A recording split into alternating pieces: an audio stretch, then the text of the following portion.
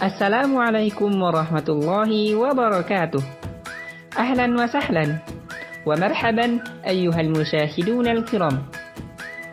Pada kesempatan yang berbahagia ini, izinkan saya, Lalu Maulana Malik, sebagai pemandu materi yang bertemakan pengertian dan tujuan pembelajaran Imla. Nungguin ya? Tonton terus sampai habis video ini. Bismillahirrahmanirrahim. Assalamualaikum warahmatullahi wabarakatuh. Pada kesempatan kali ini, kita akan memulai pelajaran Qawaid al-Imla dengan mengenal apa itu Imla.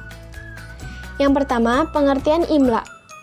Imla adalah kategori menulis yang menekankan rupa atau postur huruf dalam bentuk kata-kata dan kalimat.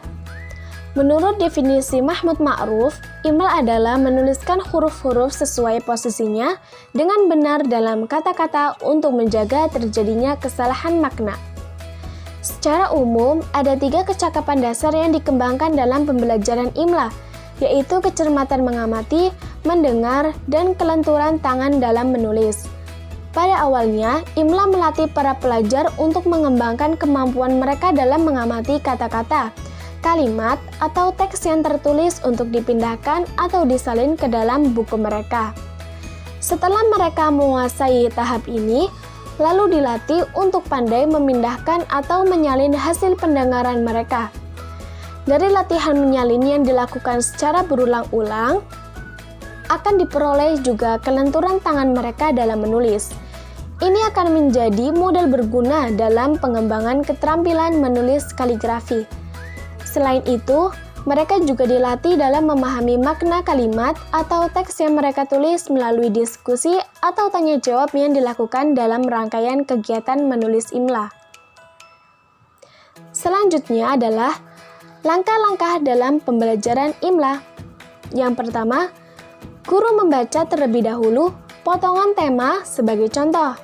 Yang kedua, guru membaca bahan Imla seluruhnya, supaya dapat dipahami oleh siswa secara umum tanpa dilihat tulisan. Yang ketiga, bertanya jawab dengan murid untuk memahami Imla. Yang keempat, mengeja kata-kata yang sukar, lalu dituliskan di papan tulis. Guru menyuruh murid untuk memperhatikan kata-kata itu. Yang kelima, siswa mengeluarkan buku tulis dan pena. Ketika itu, guru menghapus kata yang tertulis di papan tulis. Yang keenam, kemudian guru membacakan Imla. Guru membacakan 2 kali atau lebih sesuai tingkat kesulitan kalimat agar tidak terjadi kesalahan. Yang terakhir, guru membacakan Imla sekali lagi supaya siswa dapat membetulkan kesalahannya. Baik teman-teman, pasti kalian sudah paham tentang pengertian Imla dan langkah-langkah pembelajaran Imla. Sekarang kita lanjut tentang instrumen utama dalam pembelajaran Imla. Apa saja? Yang pertama, mata. Mata adalah organ tubuh yang digunakan untuk melihat. Para pelajar menggunakan penglihatan mereka untuk melihat susunan kalimat, mengamati huruf-hurufnya, kemudian mengidentifikasi bunyi pelafalannya. Setelah itu, mereka memastikan kebenaran bentuk penulisan kalimat yang mereka lihat. Dengan demikian, daya penglihatan memiliki peran besar dalam menilai kebenaran penulisan sebuah kalimat. Yang kedua, ada telinga.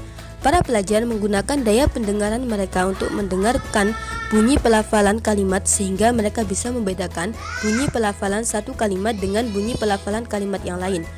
Dengan mendengar, pelajar juga bisa mengetahui urutan huruf-huruf yang harus dilafalkan dan ditulis secara runtut. Yang ketiga, tangan. Organ tubuh ini sangat penting bagi para pelajar dalam pembelajaran Imla. Fungsi tangan sangat penting bagi mereka dalam menulis kata atau kalimat yang terlihat oleh mata dan terdengar oleh telinga secara benar dan tepat. Oleh karena itu, keterampilan tangan dalam menulis harus senantiasa diasah agar bisa menghasilkan tulisan yang sesuai dengan kaidah penulisan yang tepat. Nah, dari beberapa materi yang telah dijelaskan sebelumnya, teman-teman tentunya sudah tahu dong apa pengertian dari Qawaidul Imla dan bagaimana langkah-langkah dalam pembelajarannya, serta instrumen utama dalam pembelajaran Qawaidul Imla. Dan sekarang kita akan belajar mengenai tujuan pembelajaran Qawaidul Imla. sebenarnya apa tujuan pembelajaran Qawaidul Imla itu? Tujuan pembelajaran Qawaidul Imla adalah agar anak didik dapat menuliskan kata-kata dan kalimat dalam bahasa Arab dengan mahir dan benar. Dan juga agar anak didik bukan saja terampil dalam membaca huruf-huruf dan kalimat dalam bahasa Arab, akan tetapi terampil pula dalam menulisnya. Pembelajaran Qawaidul Imla dapat melatih semua panca indera anak didik menjadi aktif, baik itu perhatian, pendengaran, penglihatan, maupun pengucapannya.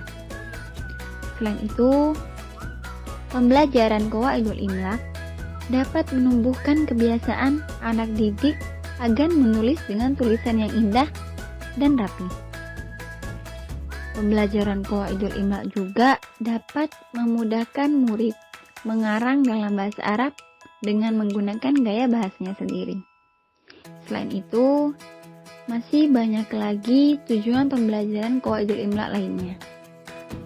Oke teman-teman, itu tadi materi tentang pengertian dan tujuan pembelajaran Imla. Semoga kita pada paham ya, dan bisa mengamalkan pada kehidupan sehari-hari. Sebagai penutup, ada kata mutiara dari Imam Asy-Syafi'i rahimahullahu ta'ala. Beliau berkata, "Man lam yadhuq dhulla ta'allumi sa'atan, tajarru'a dhullal jahli tula hayatihi." Barang siapa yang belum pernah merasakan pahitnya menuntut ilmu, sa'atan walaupun sesaat, tajarru'a dhullal jahli tula hayatihi, maka ia akan menelan hinanya kebodohan sepanjang hidupnya. Ijhad wala taksal wala takun ghafilan fanadamatul uqbah liman yatakasal. Sekian dari kami. Ilal liqa. Syukran. Wassalamu alaikum warahmatullahi wabarakatuh.